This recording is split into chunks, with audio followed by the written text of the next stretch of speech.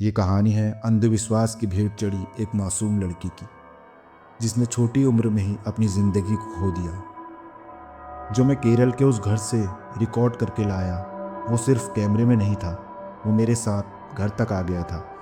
लोग कहते हैं केरल गॉड्स ओवन कंट्री है, खूबसूरत नदियाँ, हरे भरे जंगल, पर उन जंगलों के बीच कुछ ऐसे पुराने घर भी हैं जहाँ भगवान नहीं, सिर्फ अंधविश्वास रहता है। मुझे लगा था मैं वहाँ सिर्फ एक डॉक्यूमेंट्री शूट करने जा रहा हूँ, पर मुझे तब समझ आ जाना चाहिए था जब मैंने पहली बार उस लड़की की आंखों में देखा। वो डरी हुई नहीं थी, वो इंतज़ार कर रही थी किसी के आने का। मेरा नाम रोहन है, मैं मुंबई से हूँ, पेशे से एक फ्रीलांस वीडियोग्राफर। मुझे एक असाइनमेंट मिला था। केरल के पथानामिट्टा जिले के एक गांव में एक बड़ा एनजीओ था जो अंधविश्वास के खिलाफ सबूत इकट्ठा कर रहा था। मेरा काम था बस चुपचाप रिकॉर्डिंग करना, बीच में नहीं बोलना, सिर्फ देखना। वो जगह शहर से बहुत दूर थी। रबर के घने पेड़ों के बीचों बीच बना एक काफ़ी पुराना घर था। वहाँ पहुँचते ही मुझे हवा में एक अजीब सा भारीपन महसूस हुआ, जैसे हवा में ऑक्सीजन की कमी हो। चारों तरफ लंबे लंबे रबर के पेड़ थे जो दिन में भी सूरज की रोशनी को ज़मीन तक आने नहीं देते थे। दोपहर के 2 बजे भी वहाँ शाम जैसा अंधेरा था। घर के मालिक मिस्टर नायर एक पढ़े लिखे इंसान थे। उन्होंने मुझे बताया कि उनकी बेटी अनन्या पिछले कुछ महीनों से अजीब बर्ताव कर रही है।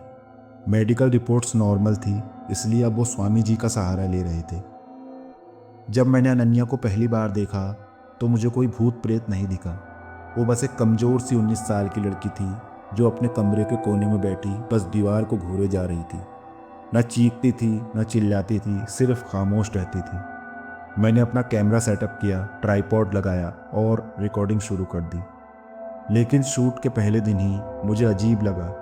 मैं कैमरे के लेंस से अनन्या को फोकस कर रहा था। फ्रेम में अनन्या के पीछे दीवार पर एक पेंटिंग थी। जब मैं अपनी खाली आंखों से पेंटिंग को देखता तो पेंटिंग सीधी दिखती। जब मैं उसको कैमरे की स्क्रीन से देखता तो वो पेंटिंग टेढ़ी नज़र आती। मैंने लेंस साफ किया, आंखें मसली, सोचा शायद मैं थकान होगी, पर यह सिर्फ शुरुआत थी। दूसरे दिन स्वामी जी आए, साधारण धोती और शर्ट में, लेकिन उनके आते ही घर का माहौल बदल गया।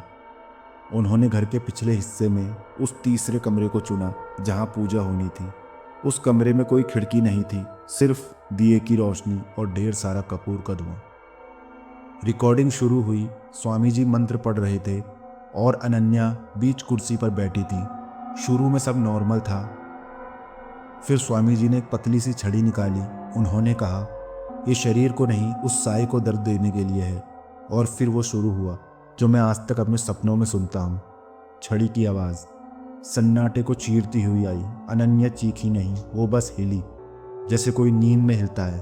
उसके माँ बाप वहीं खड़े थे, रोते हुए, हाथ जोड़े हुए, पर किसी ने नहीं रोका। यही सबसे बड़ा हॉरर था। एक मासूम लड़की को पीटा जा रहा था और उसके अपने उसे इलाज समझ रहे थे। मेरा खून खौल रहा था। मेरा मन किया कि कैमरा फेंक दूं और स्वामी को धक्का दे दूं, पर मुझे कॉन्ट्रैक्ट याद आया और सच कहूं तो मुझे डर भी लग रहा था।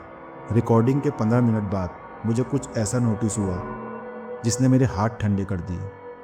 मैं कैमरा जूम करके अनन्या के चेहरे पर फोकस कर रहा था। स्वामी जी मंत्र पढ़ रहे थे। अनन्या का मुंह बिल्कुल बंद था। मेरे हेडफोन्स में जो माइक्रोफोन से कनेक्टेड थे, मुझे किसी की फुसफुसाने की आवाज़ आई।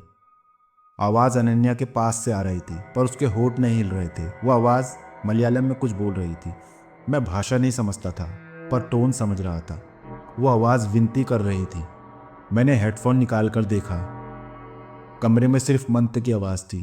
हेडफोन लगाया, मेरा गला सूखने लगा। क्या ये कैमरा ख़राब है या मैं पागल हो रहा हूँ? तीसरा दिन आखिरी दिन था। बाहर तूफान आया हुआ था। केरल की वो तेज़ बारिश जो छतों पर पत्थर की तरह गिरती है। लाइट जा चुकी थी, सिर्फ तेल के दियों की रोशनी थी। कमरे में धुआं इतना था कि सांस लेना मुश्किल हो रहा था। अनन्या कुर्सी पर बेहोश जैसी पड़ी थी। उस पर छड़ी के निशान साफ दिख रहे थे। स्वामी जी अब पसीने से तरबतर थे। वो जोर जोर से चिल्ला रहे थे, निकल जा, छोड़ दे इसे। अचानक स्वामी जी ने मेरी तरफ देखा। उनकी आंखें बड़ी हुई थी। उन्होंने कैमरे की तरफ उंगली उठाई और चिल्लाए, बंद कर इसे।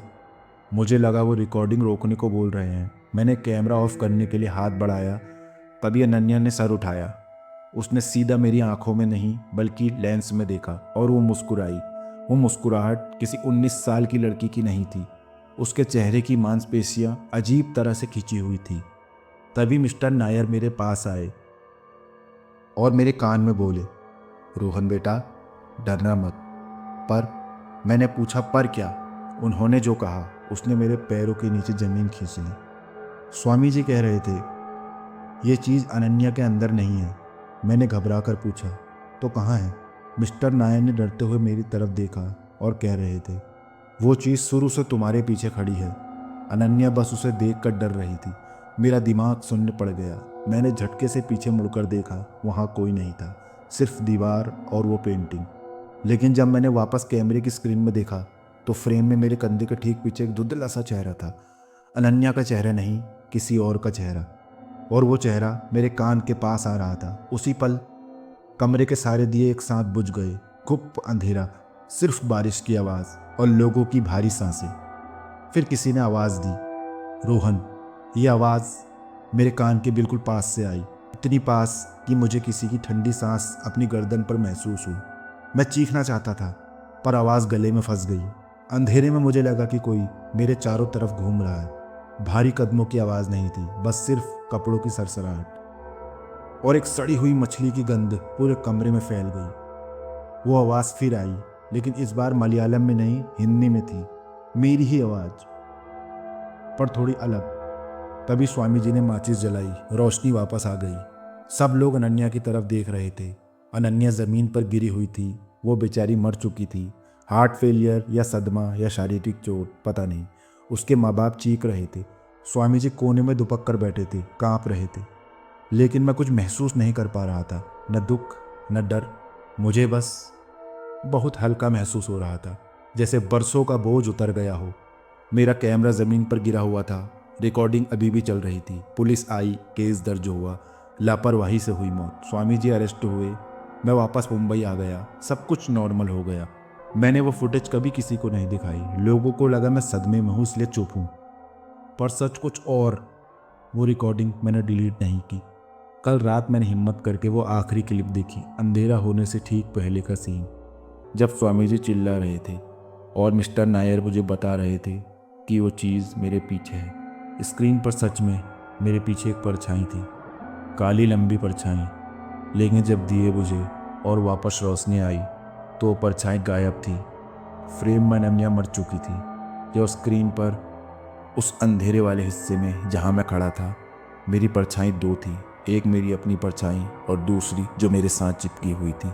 मुझे अब नींद कम आती है क्योंकि जब भी सोता हूँ मुझे लगता है कि बिस्तर के दूसरी तरफ गद्दा थोड़ा सा दब रहा है, जैसे कोई मेरे बगल में सोया हो। और सबसे डरावनी बात, अब मुझे वो इलाज याद करके गुस्सा नहीं आता, बल्कि कभी कभी अकेले में हंसी आती है। शायद अंधविश्वास वो नहीं होता जो हम मानते हैं। अंधविश्वास एक ऐसा दरवाज़ा है जिसे हम खोल देते हैं पर बंद करना भूल जाते हैं। अब आप अपने पीछे मत देखना, क्या पता वो वही हो।